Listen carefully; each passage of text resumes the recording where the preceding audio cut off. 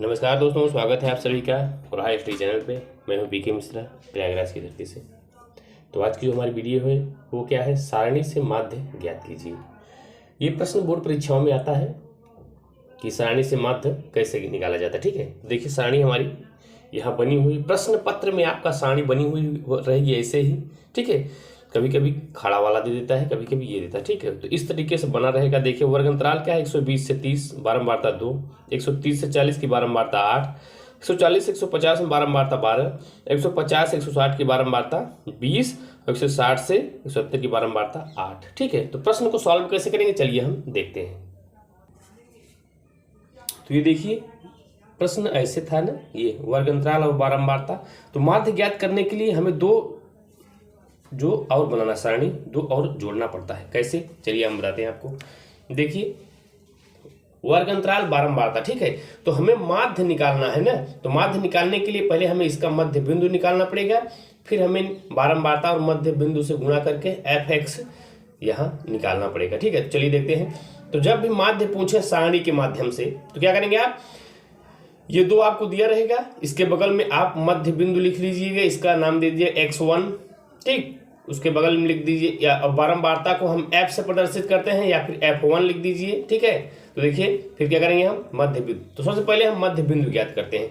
120 और 130 क्या होता है, 250। तो 250 का मध्य बिंदु क्या है, उसका आधा 125।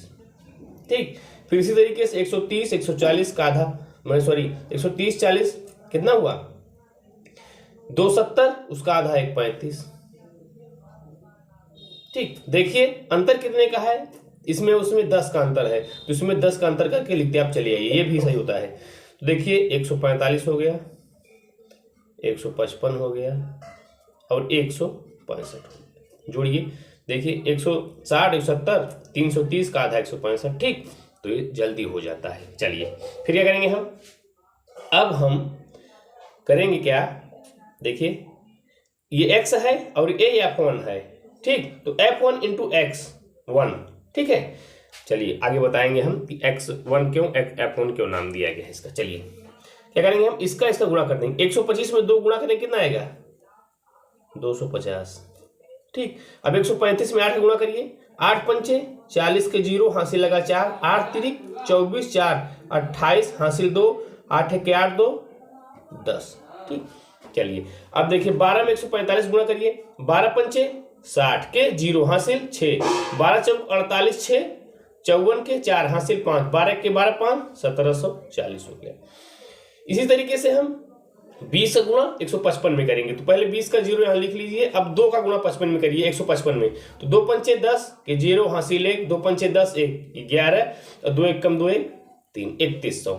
इसी तरीके से इसका भी कर लेंगे। 8 पंचे 40 के 0 हासिल 4, 8 छंग 48 4 52 के 2 हासिल 5, 8 के 8 5 13, तो 1320 हो गया। ठीक, चलिए यहां तक तो समझ में आ गया होगा आपको। चलिए अब आगे देखते हैं।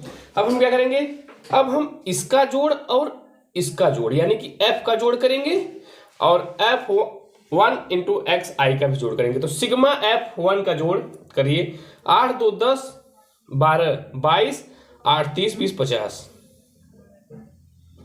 ठीक, चलिए तो आगे बढ़ेंगे, इसका भी जोड़ करेंगे।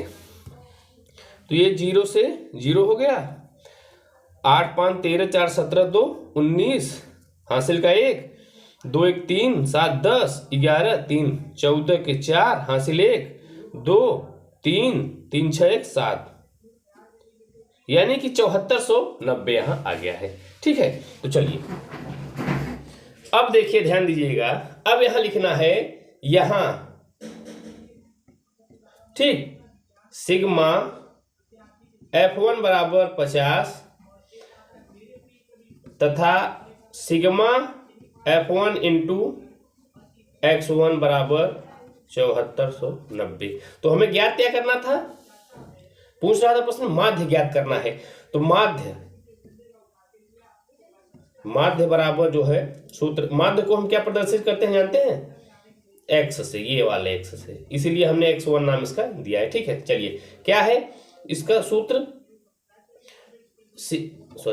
सिग्मा f1 x1 बटा सिग्मा f1, ये सूत्र है। इस सूत्र में बैठा दीजिए। सिग्मा f1 x1 का मतलब क्या हुआ, ये 7490 बटा f1 क्या है सिग्मा 50। ठीक, चलिए 0 से 0 कटा लीजिए आप, फिर 5 का जो है भाग लगाइए 749 में, देखते हैं कितनी बार में कटता है। चलिए हम भाग लगा देते हैं।